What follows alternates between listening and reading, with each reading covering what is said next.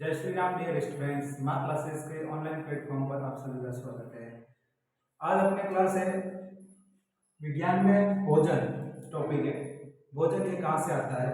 अपने last class हुई थी जिसमें आपने पढ़ा था साइंस का परिचय, विज्ञान क्या है, विज्ञान की शाखाएं कौन कौन सी है, उसके अंतर्गत हमने पढ़ा था।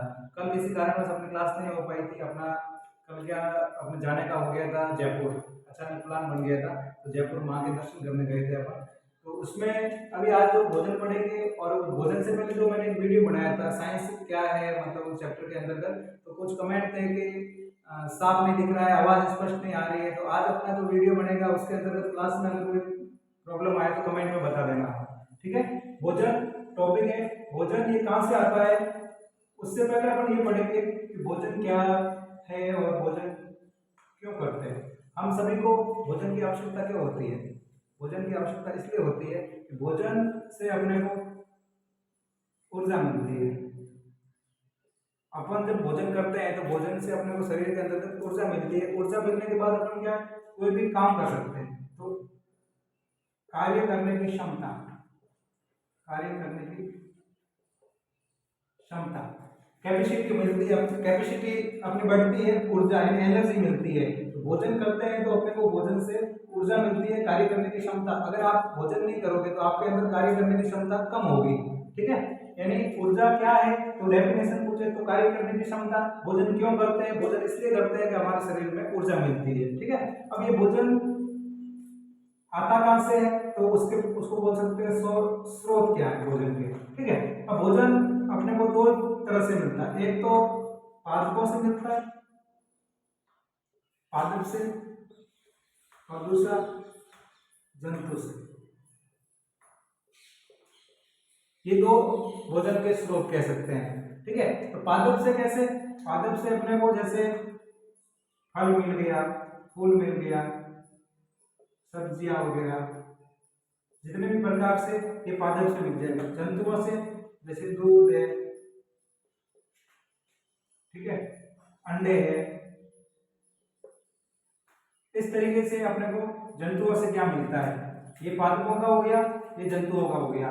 तो भोजन के स्रोत ये कहाँ से आता है। वैसे ये चैप्टर क्लास 6 के अंतर्गत, इस बार नए कोर्स के अंतर्गत आपके ये चैप्टर कट हो चुका है। फिर भी अपने को ये पढ़ना पड़ेगा कि भोजन है क्या, भोजन क्यों करते हैं, भोजन के स्रोत कौन कौन से हैं। और एक चीज थी कि भोजन आहार के आधार पर, यानी आहार के आधार पर जो भोजन करने वाले होते हैं, आहार आहार यानी ग्रहण करने वाले, उसके आधार पर तीन भागों में बांटा गया है। तीन प्रकार होते हैं जीव, तीन प्रकार के जीव होते हैं, ठीक है। जैसे एक तो होते हैं शाकाहारी, मीन्स इसका अर्थ हो जाएगा कि साग सब्जी फल फूल जो अपने भोजन के रूप में ग्रहण करते हैं वो होते हैं शाकाहारी। दूसरा है मांसाहारी, नाम से ही पता चल जाता है जो मांस का सेवन करते हैं। ऐसे जीव जो मांस का सेवन करते हैं अपने भोजन के रूप में वो मांसाहारी होते हैं। तीसरा है प्रकार वो है सर्वाहारी, सर्वाहारी।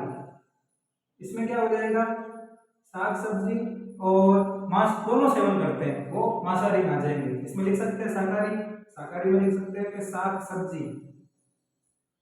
यहाँ क्या लिख सकते हो, पादपों से प्राप्त होने वाले भोजन के रूप में स्रोत है ना, पादपों से प्राप्त उत्पाद, पादपों से प्राप्त उत्पाद भोजन के रूप में लेते हैं। मांसाहारी में क्या हो गया, मांस मछली वगैरह या किसी भी जीवों का भक्षण करते हैं। मांस मछली या जीवों का भक्षण, जीवों का भक्षण या शिकार कह सकते हैं ना, उसका उनको शिकार के रूप में अपना भोजन बनाते हैं। सर्वाहारी में क्या हो जाएगा, साग सब्जी में, यानी जब शाकाहारी और मांसाहारी दोनों होता है तो क्या बन जाता है सर्वाहारी। तो साग सब्जी प्लस कह सकते हैं मांस मछली, ठीक है। तो ये प्रकार किसमें हो जाएगा, सर्वाहारी में। जो दोनों के रूप में भोजन को दोनों के रूप में प्रयोग करता है वो है सर्वाहारी, ठीक है। उदाहरण भी दे सकते हैं अपने शाकाहारी के अंदर, क्या उदाहरण दे सकते हैं अपन शाकाहारी के अंदर, उदाहरण दे सकते हैं जैसे गाय, भैंस, बकरी, घोड़ा, ठीक है। ये सब किसमें आ जाएंगे, शाकाहारी में आ जाएंगे। मांसाहारी के अंदर अपन क्या उदाहरण दे सकते हैं,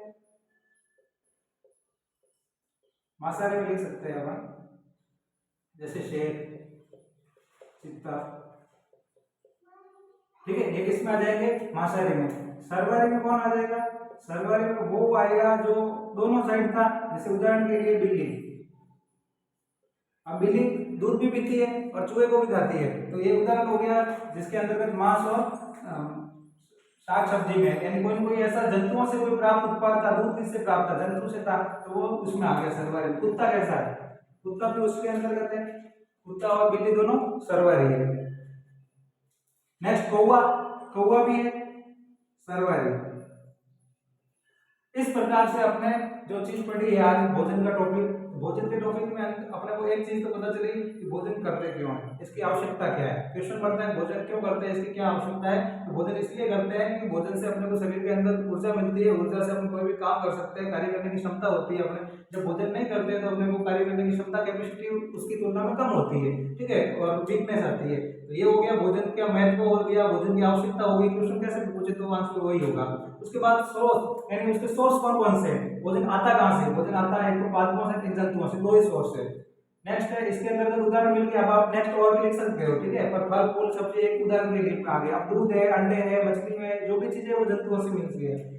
आहार के आधार पर, आहार के आधार पर, आहार के आधार पर तीन प्रकार से जीव होते हैं, तीन प्रकार के जीव होते हैं, ठीक है। तीन प्रकार के जीव में क्या हो जाएगा, शाकाहारी, मांसाहारी, सर्वाहारी। साग सब्जी को भोजन के रूप में ग्रहण करते हैं, ये पादपों से मिलने वाला स्रोत है, उत्पाद है, और मांस या जीवों का भक्षण करते हैं, शिकार करते हैं, वो मांसाहारी जीव होंगे, सर्वाहारी के रूप में ये आ जाएगा, ठीक है। इसमें तो हो गया अपना भोजन, एक तो स्रोत, और एक हो गया आहार के आधार पर जीव कितने प्रकार के। अगला अपन नेक्स्ट जब पढ़ेंगे उसमें पढ़ेंगे भोजन के घटक, यानी कौन कौन से भोजन के घटक या अवयव है, ठीक है। धन्यवाद।